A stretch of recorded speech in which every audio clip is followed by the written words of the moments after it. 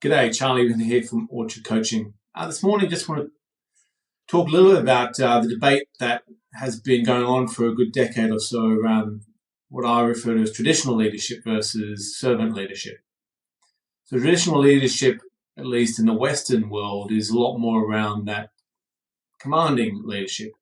The out in front, the traditional, often older male, follow me into battle style leadership versus what has been referred to these days as servant leadership. So ultimately the difference in definition, one is that often the ego driven and just follow me into battle or follow me into business and do as I do, not as I say often.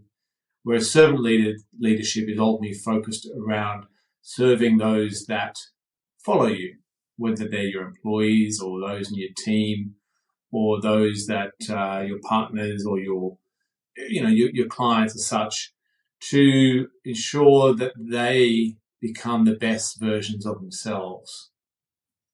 How do you be in service to them to allow that to happen?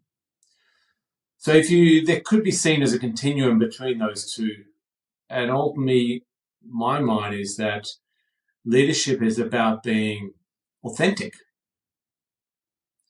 Maybe being that traditional out in front commanding style leader doesn't come naturally, or maybe it does.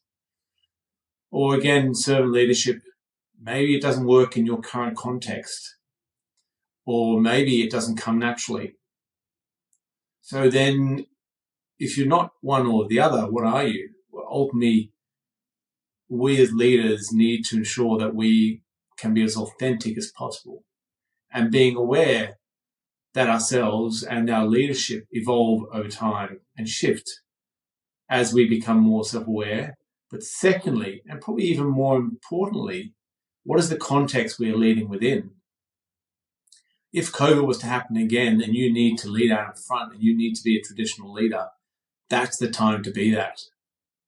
Whereas if you have a new team that's come on board and they're slightly more greener leaders, you probably need to be more of a servant style leader in that context. So how do you know when to be which, when to be the other?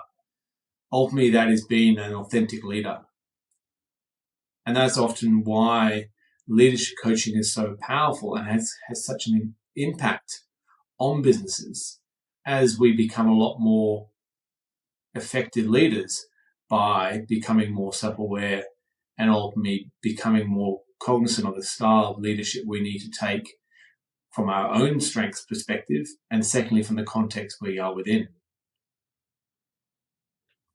So it is a great debate, but ultimately my perspective is that you need to be your authentic self and lead through that. Cheers, Charlie, Orchard Coaching.